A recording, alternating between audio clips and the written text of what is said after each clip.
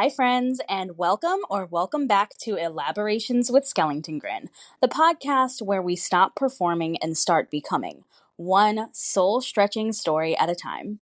I'm your host, Ava, your witchy big sister with a heart full of lavender, sharp wit, and sacred truths to share. And today we are talking about something that lives quietly underneath everything, that feeling of enoughness. And the truth that abundance is everywhere.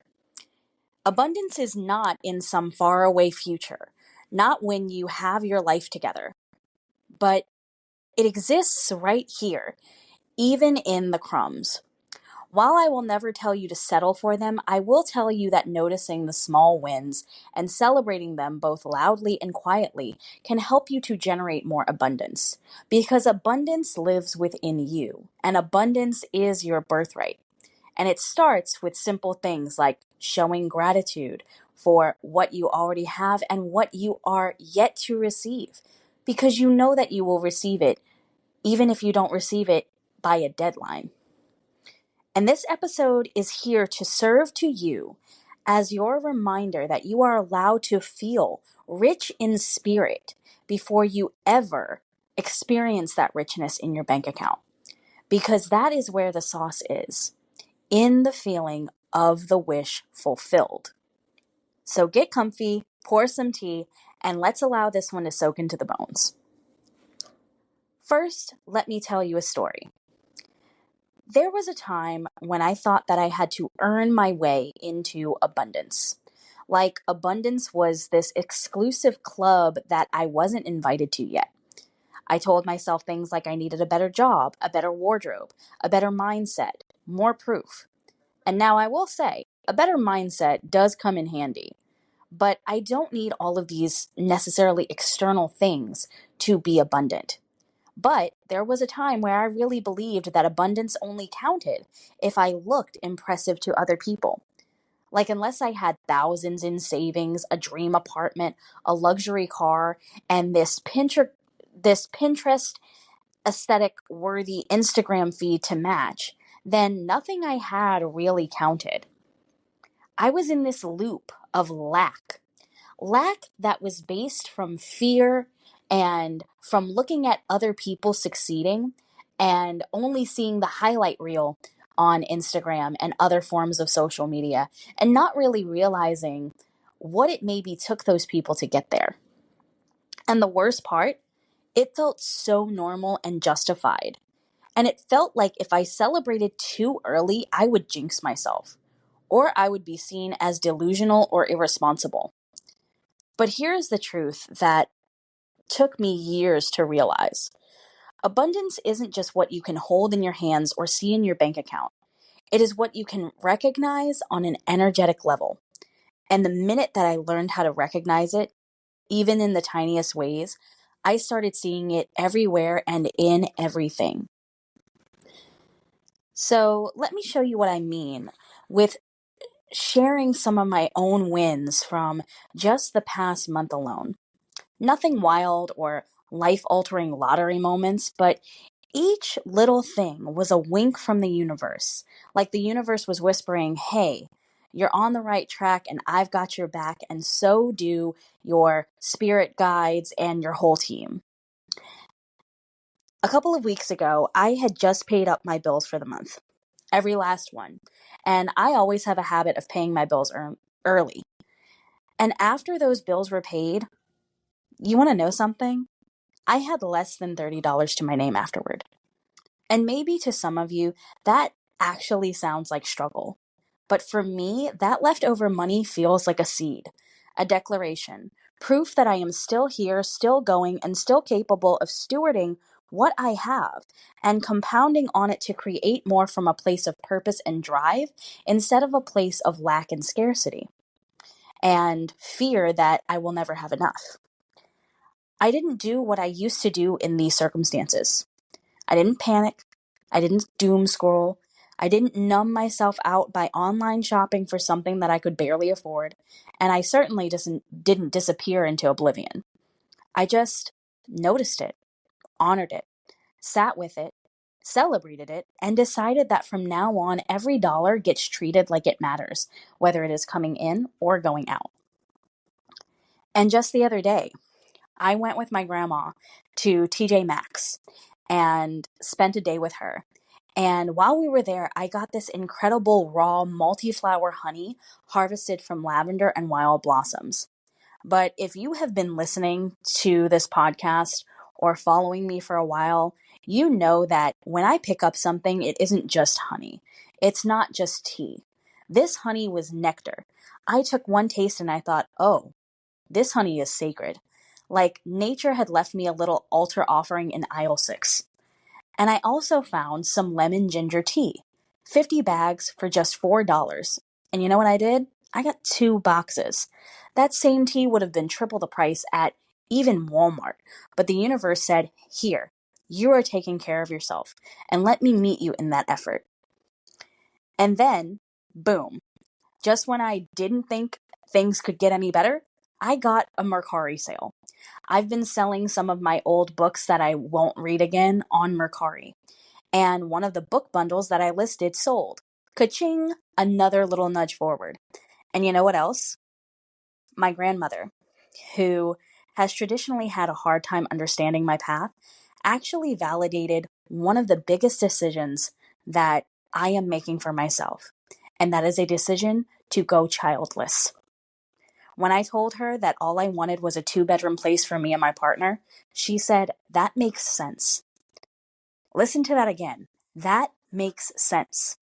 That one sentence felt like abundance, like a long-held resistance, and all of my fears about whether or not I was going to disappoint other people with my choices, all of that resistance was melting just a little bit. It felt like breathing room being made for my truth by someone else, not just by myself. And that was another moment that made me realize that abundance isn't just money, and abundance isn't always loud. Sometimes it whispers. Sometimes it validates you when you need it. And when you're listening, you will hear it and see it everywhere. And then there is the other type of abundance, the abundance of love, choice, and self-respect. And I find that abundance every day because it lives in my 2 most important relationships right now. The one with myself and the one that I am building with an amazing partner.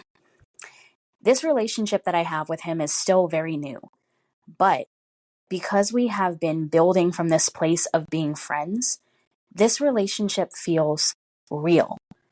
It is rooted in mutual care, in sacred individuality, in knowing that we're not here to fix each other or take away from each other's autonomy. We are here to see and experience each other and walk side by side and enjoy life together. This is a love where I am not expected to perform, where I can show up in comfy clothes without makeup, with unshaved legs, and I will still feel just as gorgeous as if I decided to doll myself up. And let me tell you, on our first date, I didn't doll myself up. I wore comfy leggings, stretchy leggings, a comfy tank top, a cardigan, and no makeup, and had my hair pulled back. And you know what?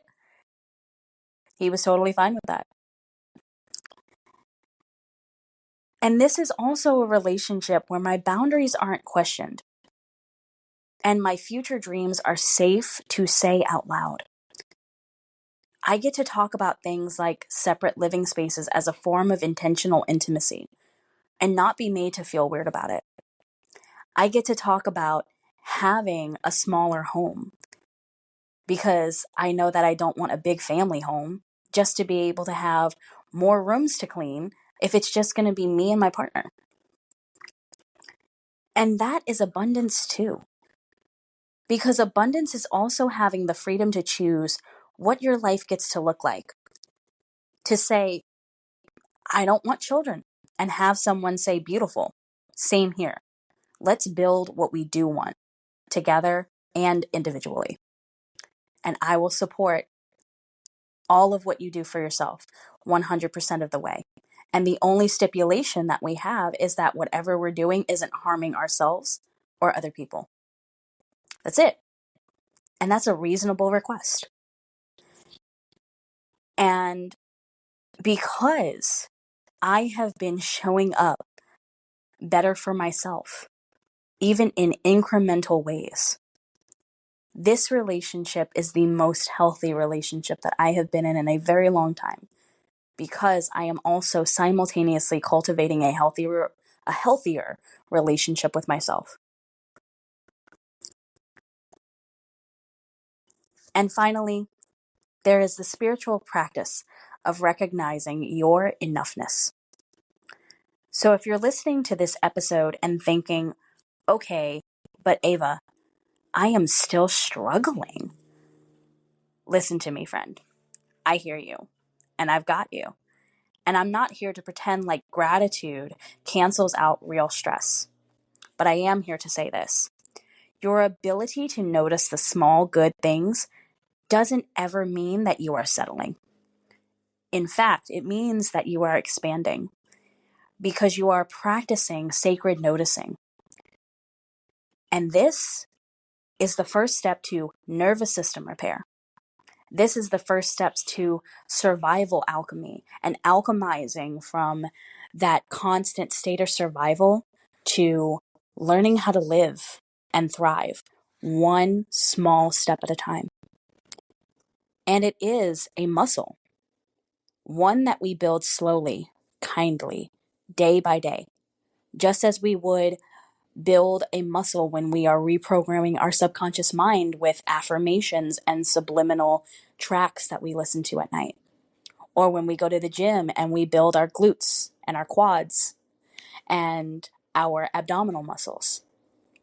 We train that muscle to believe that gratitude, acceptance, radical acceptance of where you are, and decision making actually builds this enoughness and this abundance within ourselves that then radiates outward and gets returned back to us in the form of love, in the form of creativity, and yes, in the form of dollar bills.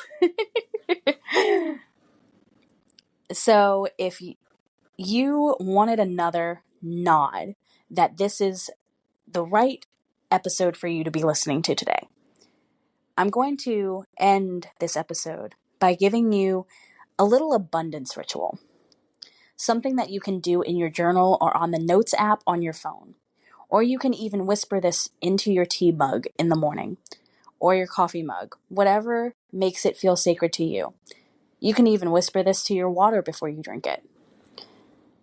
But I want you to write this down. Write this down in a journal and journal on this prompt. What proof of abundance did I experience today? What proof of abundance did I experience today? Then start with the small, simple things. You could start with something such as, I woke up in a soft bed.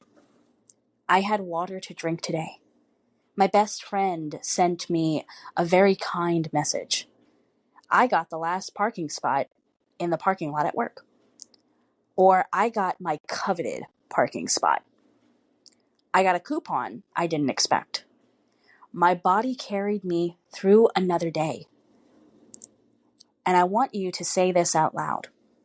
This next part. Abundance is not a reward. It is my birthright. And as always, thank you for sharing this space with me.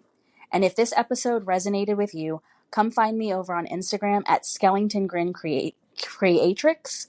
I will post that in the description so that you can know how to spell it.